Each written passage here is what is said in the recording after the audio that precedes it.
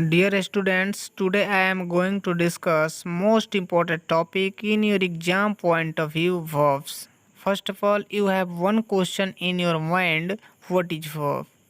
What I mean to say, मेरा कहने का मतलब यह है कि verb क्या है, verb किसे कहते हैं, what is the definition of verb? यानी वर्ब्स का किसी सेंटेंस के अंदर क्या रोल होता है, इसकी क्या नीड पड़ती है, इन सभी चीज़ों की जानकारी इस वीडियो में प्राप्त करने की कोशिश करेंगे। पहले हम यह देखते हैं कि वर्ब किसे कहते हैं। If anybody ask you what is verb then what's your answer. बच्चों, अगर आपसे कोई ये पूछे कि वर्ब किसे कहते हैं, क्रिया किसे कहा जाता है, तब आपका जवाब क्या होगा? चलिए स्टार्ट करते हैं। डियर स्टूडेंट्स, ये जो वर्ब्स है ना, जिसका हिंदी अर्थ क्रिया होता है, क्रिया का मतलब किसी काम का होना, यानी एक्शन का होना, यानी एक्शन हो रहा है यानी क्रिया हो रही है। तो ये जो वर्ब्स है ना, ये तीन चीज़ों को रिप्रेजेंट करती है। पहला एक्शन को रिप्रेजेंट करती है, दूसरा स्टेट को रिप्रेजेंट करती है, एंड तीसरा पोजेशन यानी ऑनरशिप को रिप्रेजेंट करती है। जहाँ एक्शन का मतलब काम का होना होता है, यानी ये जो वर्ब्स है ना, किसी सेंटेंस के सब्जेक्ट के एक्शन के बारे में बताती है, यानी कि सब्जेक्ट के द्वारा कोई एक्शन हो रहा है कि नहीं हो रहा है, इसके बारे में जानकारी देती है। उसी प्रकार ये जो स्टेट है ना, इसका अर्थ स्थिति या अवस्था होता है, जो किसी सेंटेंस के सब्जेक्ट के स्टेट के बारे में बताती है, उसके स्थिति अवस्था के बारे में बताती है। ठीक ठीक उसी प्रकार ये जो पोजीशन है, जिसका अर्थ मालिकाना अधिकार होता है, किसी सेंटेंस के सब्जेक्ट के पोजीशन को बारे में बताती है, उसके ऑनरशिप के बारे में बताती है। बच्चों, मिडिल क्लास के विद्यार्थियों को वर्ब्स के बारे में इस तरह से जानकारी दी जाती है कि वर्ब्स केवल एक्शन को रिप्रेजेंट करती है। यानी वर्ब्स का डिफिनेशन इस तरह से बताया जाता था कि verb is action word, verb केवल एक्शन को रिप्रेजेंट करती है। लेकिन अब आपको यह स्पष्ट हो गया है कि जो वर्ब है ना, किसी सेंटेंस के सब्जेक्ट के एक्शन की भी जानकारी देती है और स्टेट की भी जानकारी देती है और किसी सेंटेंस के सब्जेक्ट के पोजीशन की भी जानकारी देती है। तो अब जो वर्ब का डिफिनेशन होगा ना, क्या होगा? वर्ब इज एक्शन वर्ड, सही है, लेकिन यह मिडिल क्लास के विद्यार्थियों, हायर एजुकेशनल स्टूडेंट्स के लिए जो वर्ब का डिफिनेशन होगा कि verb is a word that is used to denote an action, position और स्टेट ऑफ सब्जेक्ट। यानी जो वर्ब है ना, वो किसी सेंटेंस के सब्जेक्ट के स्टेट, पोजीशन और एक्शन के बारे में जानकारी देती है। I hope understand so much. मैं आशा करता हूँ कि आप लोग इतना समझ गए होंगे। अब आइए कुछ एग्जाम्पल के माध्यम से देख लेते हैं कि किस प्रकार वर्ब किसी सेंटेंस में एक्शन को रिप्रेजेंट करती है, स्टेट को रिप्रेजेंट करती है और पोजीशन को रिप्रेजेंट करती है। कुछ उदाहरण के माध्यम से जानने की कोशिश करेंगे। चलिए, आपके सामने ये दो सेंटेंसेज है। पहला सेंटेंस है सी इज प्लेइंग क्रिकेट और दूसरा ही गोज टू पटना। इन दो सेंटेंसेज में हमें चेक करना है कि एक्शन हो रहा है या नहीं हो रहा है, यानी सब्जेक्ट के द्वारा कोई काम हो रहा है या नहीं हो रहा है। अगर सब्जेक्ट के द्वारा कोई काम हो रहा है तो एक्शन को रिप्रेजेंट करेगी। चलिए, पहला सेंटेंस है हमारा सी इज प्लेइंग क्रिकेट, यानी इसका अर्थ होगा वह क्रिकेट खेल रही है। तो इसमें खेलने का काम हो रहा है, यानी सब्जेक्ट के द्वारा खेलने का एक्शन हो रहा है, तो ये एक्शन को रिप्रेजेंट कर रही है। उसी प्रकार ये दूसरा है ही गोज टू पटना, वह पटना जाता है, तो इसमें सब्जेक्ट के द्वारा जाने का काम हो रहा है, यानी जाना क्या है, यहाँ पर एक्शन को रिप्रेजेंट कर रहा है। अब नेक्स्ट सेंटेंसेज को देख लेते हैं। अब हम चेक करेंगे कि क्या सब्जेक्ट के द्वारा कोई एक्शन हो रही है या नहीं हो रही है। हमारा सेंटेंस है Radha is ill, he is poor. Radha बीमार है, वह गरीब है। टेंस में जो सब्जेक्ट राधा और वह है, इसके द्वारा कोई एक्शन नहीं हो रहा है, कोई काम नहीं हो रहा है, यानी इस सेंटेंस में बताया जा रहा है कि राधा किस स्थिति में है, यानी उसकी कंडीशन को बताया जा रहा है कि राधा इज इल, वह गरीब की स्थिति में है। ठीक उसी प्रकार ही इज पुअर, यहाँ का जो इज है वो सब्जेक्ट की कंडीशन को बता रहा है कि वह गरीब की अवस्था में है। तो सेंटेंस 3 और 4 का जो वर्ब इज है वो सब्जेक्ट राधा और ही के स्टेट को रिप्रेजेंट कर रही है, यानी इसकी कंडीशन को रिप्रेजेंट कर रही है। सेंटेंस 5 और 6 है। I have a car, Sita has a pen. मेरे पास एक कार है, सीता के पास एक कलम है। इस सेंटेंस का जो सब्जेक्ट है उसके द्वारा कोई एक्शन नहीं हो रहा है, कोई काम नहीं हो रहा है, और नहीं ये सब्जेक्ट स्टेट को रिप्रेजेंट कर रही है। यानी सब्जेक्ट ना तो इसमें कंडीशन बताई जा रही है, नहीं सब्जेक्ट के द्वारा कोई एक्शन हो रहा है। यानी आई हैव अ कार मतलब इसमें जो वर्ब हैव है उस सब्जेक्ट के मालिकाना अधिकार को रिप्रेजेंट कर रही है। इसमें पोजीशन को शो किया जा रहा है कि मेरे पास एक कार है।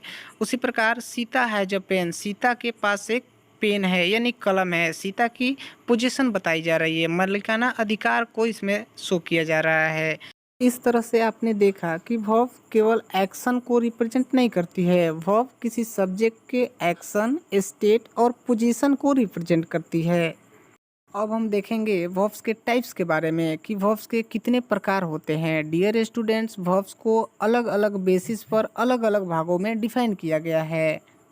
Verbs are divided into two parts based on their functions. verb को उसके फंक्शन के आधार पर, उसके कार्य के आधार पर दो भागों में डिफाइन किया गया। One is auxiliary verb. You can say that it in another words helping verb. And second is main verb. Auxiliary verb यानी हेल्पिंग वर्ब को हिंदी में सहायक क्रिया कहते हैं और मेन वर्ब को हिंदी में मुख्य क्रिया कहते हैं।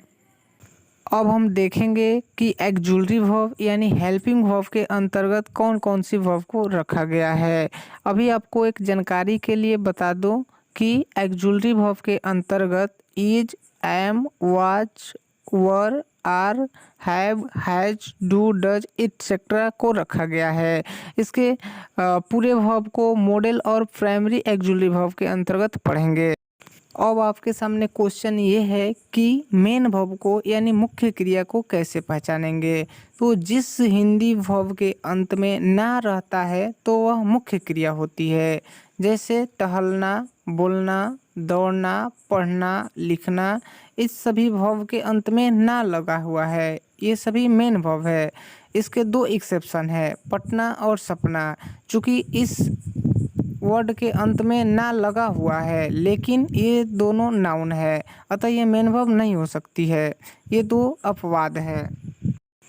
अब आपको मेन वर्ब और एक्जुलरी वर्ब को पहचानना आसान हो गया, लेकिन अब आपके सामने सवाल ये है कि एक्जुलरी वर्ब यानी हेल्पिंग वर्ब तथा मेन वर्ब यानी मुख्य क्रिया का किसी सेंटेंस में क्या रोल होता है। ये एक्जुलरी वर्ब और मेन वर्ब होती क्या है।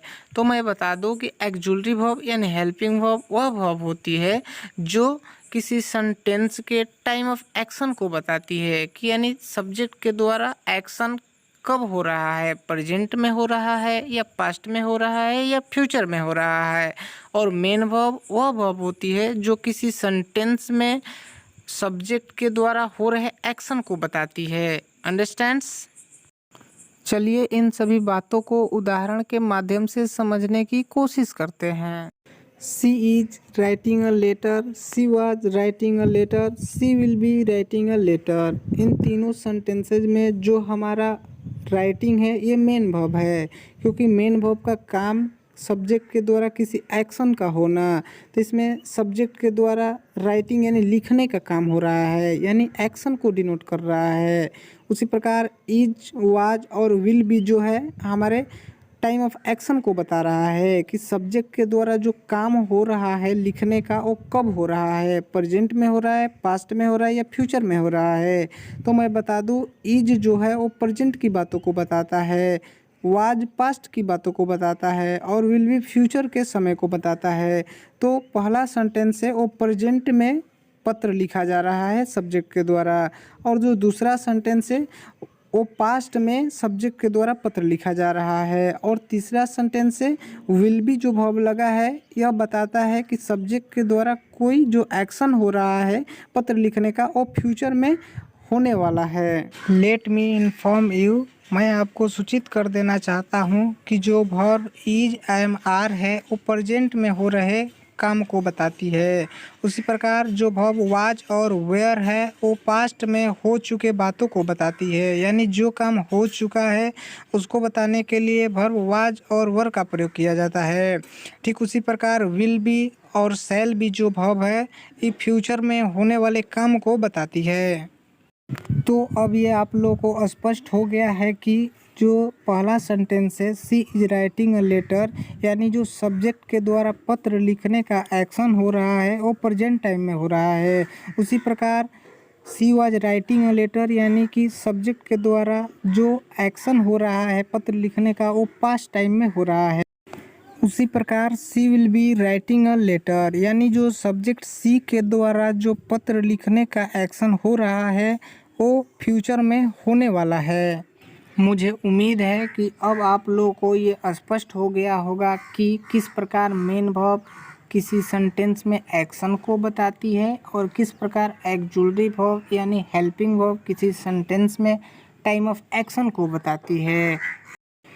अब हम देखेंगे कि जो ऑक्सिलरी वर्ब यानी हेल्पिंग वर्ब है वो क्या सेंटेंस में मेन वर्ब का भी काम करती है। इसका जवाब पाने के लिए कुछ एग्जाम्पल को देखेंगे। चलिए अब मैं आप लोगों को कुछ सेकंड का समय देता हूं कि जो मैंने ये उदाहरण दी है इनको पहचानने के लिए कि इनमें से कौन हेल्पिंग वर्ब है और कौन मेन वर्ब है।